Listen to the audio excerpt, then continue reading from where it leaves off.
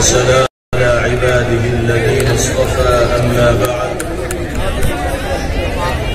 أعوذ بالله من الشيطان الرجيم بسم الله الرحمن الرحيم إن تنصروا الله ينصركم ويثبت أقدامكم صدق الله مولانا العلي العظيم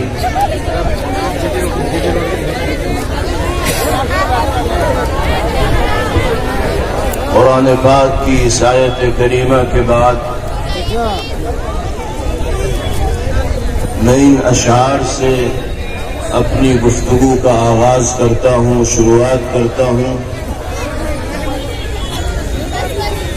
میں یہ کس کے نام لکھوں جو علم گزر رہے ہیں، میں یہ کس کے نام لکھوں جو علم گزر رہے ہیں،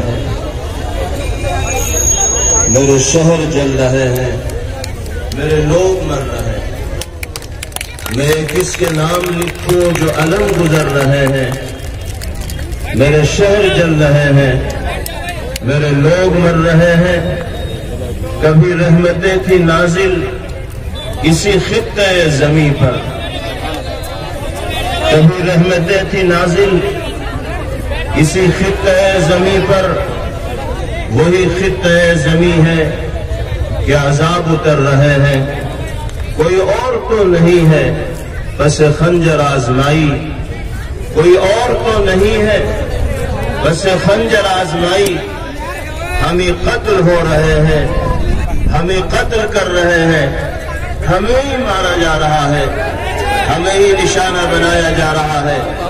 اور جو مارنے والے ہیں، نشانہ بنانے والے ہیں، وہ کسی اور ملک کے نہیں، کسی اور سوسائٹی کے نہیں، بلکہ ہمارے اور آپ ہی کے درمیان رہنے والے ہیں۔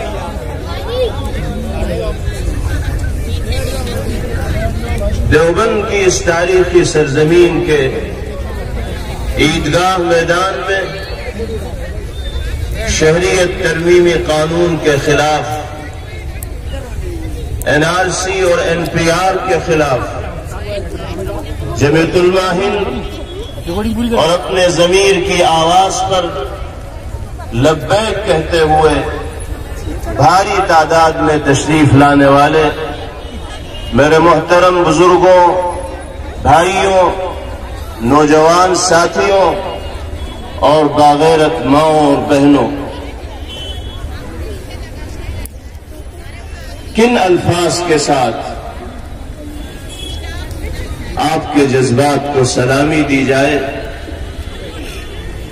اور آپ کے ان ولولوں کی تعبیر کے لیے کن جملوں کا استعمال کیا جائے جس کا مظاہرہ نہ صرف یہ کہ آپ اس سرزمین پر کر رہے ہیں، بلکہ ملک کے گوشے گوشے میں، شہر شہر، قریہ قریہ، گاؤں گاؤں ملک کے بسنے والے باغیرت و سنجیدہ باشندے اس ظالمانہ اور سیاہ قانون کے خلاف سراپا احتجاج ہے، اور پہلے دن سے پرزور انداز میں اپنے اس موقف کا گونگی بہری حکومت کے سامنے اعلان کر رہے ہیں کہ ہم اس ملک کے آئین و سنویدھان کے محافظ رہے ہیں۔ آج بھی اگر کوئی طاقت ملک کے آئین و سنویدھان کے ساتھ کھلواڑ کی کوشش کرے گی، ایسے قانون بنانے کی کوشش کرے گی جس سے ملک کے سنویدھان و آئین کو خطرہ ہوگا، تو مسلمان ہی نہیں بلکہ اس ملک کا ہر محب وطن شہری ان سنویدھان ویرودھیوں کے خلاف اور آئین دشمنوں کے خلاف میدان عمل کے اندر آئے گا اور پرزور انداز میں مذمت کرے گا، اور پرامن طریقے سے ملک کے آئین و سنویدھان کی حفاظت کے لیے عملی نمونہ ملک میں بسنے والے لوگوں کے سامنے پیش کرے گا۔ آج آپ حضرات نے اس بھاری تعداد میں شہریت ترمیمی قانون کے خلاف جمع ہو کر اپنے اسی جوش کا، انہی جذبات کا اور انہی ولولوں کا اظہار کیا ہے۔ کاش کہ ملک میں بسنے والے مردوں اور عورتوں کے ان جذبات کو سمجھنے والے اور اس کی قدر کرنے والے وہ لوگ بھی بن جائیں جن کو اللہ نے حکومت کا نظام چلانے کے لیے ہم سب کے اوپر اپنی حکمت کے اعتبار سے مسلط کرنا ہے۔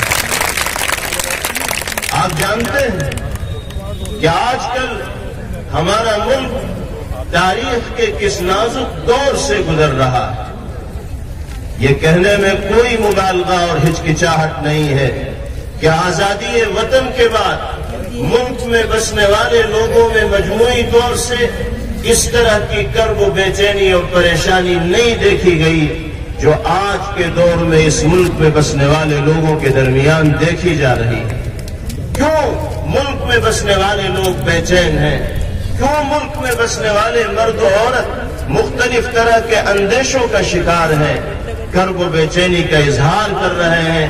اس بے چینی کو دور کرنا اور اندیشوں اور خطرات کو دور کرنا یہ ذمہ داری ہے انہی لوگوں کی جو نظام حکومت چلانے والے۔ وہ کہتے ہیں کہ ہمارے قانون کے سلسلے میں کنفیوژن پھیلایا جا رہا ہے، لوگوں کے ذہنوں کو خراب کیا جا رہا ہے۔ ہم اس سے کہتے ہیں کہ اگر تم اس کو کنفیوژن کہتے ہو تو آؤ ہمارے درمیان اور ان شبہات کو دور کرو، ہمارا ذہن صاف کرو۔ تم کہتے ہو کہ وپکشی طاقتوں نے ملک میں بسنے والے لوگوں کے ذہنوں کو خراب کیا ہے۔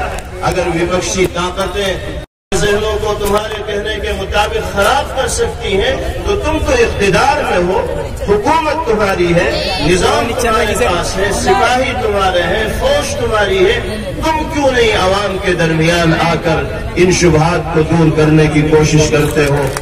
آج ملک میں بسنے والے لوگ اس بے چینی کے اندر زندگی گزار رہے ہیں اور اس کرب کا سامنا کر رہے ہیں کہ جس کا سامنا آزادی وطن کے بعد سے اب تک ملک میں بسنے والے لوگوں نے نہیں کیا۔ ملک کی جو صورتحال ہے وہ بھی کسی پر مخفی اور پوشیدہ نہیں، غربت عام ہوتی جا رہی ہے، کسان خودکشی کرنے کے اوپر مجبور ہو رہے ہیں، معاشی اعتبار سے ملک عدم استحکام کا شکار ہوتا چلا جا رہا ہے، کاروبار ٹھپ ہیں، ملازمتیں ختم ہوتی چلی جا رہی، جی ڈی پی مستقل ملک کی نیچے اترتی چلی جا رہی ہے۔ ضرورت اس بات کی تھی کہ حکومت ان اہم مدوں پر غور کرتی اور ملک کو ہر اعتبار سے استحکام اور طاقت عطا کرنے کی کوشش کرتی۔ کیا ضرورت تھی ایسے ماحول میں کہ جب ملک اس طرح کی خطرناک صورتحال سے گزر رہا ہو CAA نامی کالے قانون کو پاس کر دیا جائے اور تمام اہم مدوں کو اسی قانون کی چادر کے اندر ڈھانپ دیا جائے اور لوگوں کو ہندو مسلم کی لڑائی میں اس طرح الجھا دیا جائے کہ ملک کے اصل مدوں کی طرف لوگوں کا دھیان نہ رہے، لوگوں کی توجہ نہ رہے۔ آج ضرورت اس بات کی ہے کہ اس قانون کے خلاف ہم میدان میں ہیں، جس قانون کے خلاف ملک کے لوگ سڑکوں کے اوپر ہیں اور احتجاج کر رہے ہیں، وہ قانون صرف مسلمانوں کے خلاف نہیں بلکہ ملک میں بسنے والی دیگر اقلیتوں کے بھی خلاف ہے اور خود ہندو مذہب سے تعلق رکھنے والے لوگوں کے بھی خلاف ہے۔ آج اگر ان کو اپنے خلاف یہ قانون محسوس نہ ہوتا ہو، آنے والے دنوں میں ان کو خود احساس ہو جائے گا کہ یہ قانون کس طرح ان کے حقوق کو سلب کرنے والا اور چھیننے والا۔ ہم اس ملک کے شہری ہیں اور ملک کے آئین نے اور دستور نے ہمیں یہ حق دیا ہے کہ ہم پرامن طریقے سے اپنے حقوق کو حاصل کرنے کی کوشش کریں۔ پرامن طریقے سے اگر حکومت آئین کے خلاف کوئی قدم اٹھاتی ہے تو اس کے خلاف میدان عمل کے اندر آئیں، احتجاج درج کرائیں۔ ملک کا قانون ہمیں پرامن طریقے سے احتجاج کرنے سے نہیں روک سکتا۔ مسلمان ہو یا دیگر مذاہب سے تعلق رکھنے والے لوگ ہوں، اگر وہ حکومت کے اس فیصلے کے خلاف میدان عمل کے اندر ہے تو وہ اپنے اسی آئینی اور جمہوری حق کا استعمال کر رہے ہیں۔ ملک کے باشندوں کو اس جمہوری حق کے استعمال سے روکنا یہ خود سنویدھان اور آئین کے خلاف ورزی۔ ہم حکومت سے صاف لفظوں میں یہ کہہ دینا چاہتے ہیں کہ انگریزوں کی راہ پر چلنے کی کوشش مت کرو. اگرچہ تمہارا انگریزوں سے پرانا رشتہ ہے، ہمیں تاریخ یاد ہے اور تاریخ کی کتابوں کے پنے گواہ ہیں، اوراق گواہ ہیں کہ تمہارے آقاؤں نے اس وقت بھی انگریزوں کی کاسالیسی کی تھی، انگریزوں کے آگے پیچھے گھومنے کا کام کیا تھا. جس وقت ہمارے پوروج اور ہمارے بزرگ انگریزوں کے خلاف میدان کے اندر ڈٹے ہوئے تھے اور سیسا پلائی ہوئی دیوار کی طرف کھڑے ہوئے، اس دن بھی تم نے انگریزوں کی کاسالیسی کر رہے تھے اور انگریزوں کے شانہ بشانہ چل رہے تھے. ہمارے ہی بزرگ اور پوروج تھے جو اس دن بھی انگریزوں سے لوہا لے رہے تھے. آج اگر تم اسی انگریز کی راہ پر چل کر ملک میں بسنے والے لوگوں کے ساتھ ناانصافی کا معاملہ کرو گے تو یاد رکھو، اگر تم انگریز کے راستے پر چلنے کے لیے تیار ہو تو ہم حضرت نانوتوی، حضرت شیخ الہند، حضرت مدنی اور سلطان ٹیپو شہید علیہ الرحمہ کے راستے پر چلنے کے لیے اگر تم فرنگیوں کے راہ پر چلنے کے لیے تیار ہو تو ہم بابا صاحب امبیڈکر اور مہاتما گاندھی کے اہنسا کے راستے پر چلنے کے لیے تیار ہیں. یہ نام ہے جنہوں نے انگریز کے سامنے کبھی گھٹنے نہیں ٹیکے، انگریزی حکومت سے کبھی مرعوب نہیں ہوئے، انگریز سے مقابلہ کرنے میں کبھی میدان کو انہوں نے نہیں چھوڑا.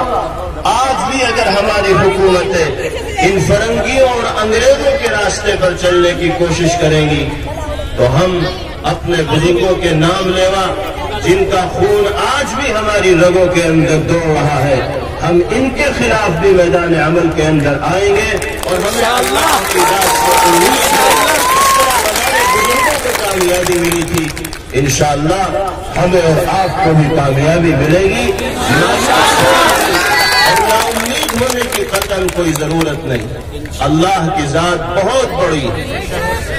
اگر اللہ کی مدد شامل حال ہوگی، اللہ کا کرم اور فضل ہمارے ساتھ رہے گا تو دنیا کی کوئی طاقت ہمارا بال بیگا نہیں کر سکتی.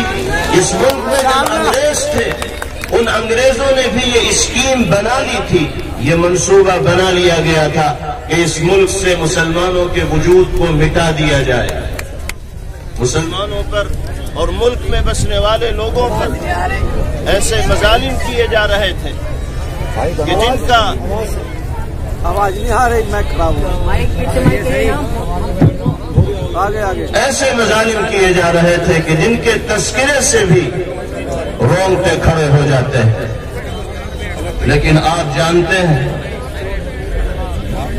کہ ان تمام تر مظالم کے باوجود، انگریزوں کے بچھائے ہوئے سارے جال کے باوجود، ساری سازشوں اور اسکیموں کے باوجود مسلمان آج بھی زندہ ہے اور پہلے سے زیادہ مضبوطی اور استحکام کے ساتھ زندہ ہے. انشاءاللہ اس ملک میں مسلمان زندہ رہے گا. مسلمان کا اس ملک کے ساتھ وہ اٹوٹ حصہ ہے کہ جس کو الگ نہیں کیا جا سکتا. مسلمان کا ہندوستان کے ساتھ وہ تعلق ہے، وہ رشتہ ہے کہ مسلمان کے بغیر دنیا کے نقشے پر بھارت بھارت کہے جانے کے لائق نہیں، ہندوستان ہندوستان کہے جانے کے لائق.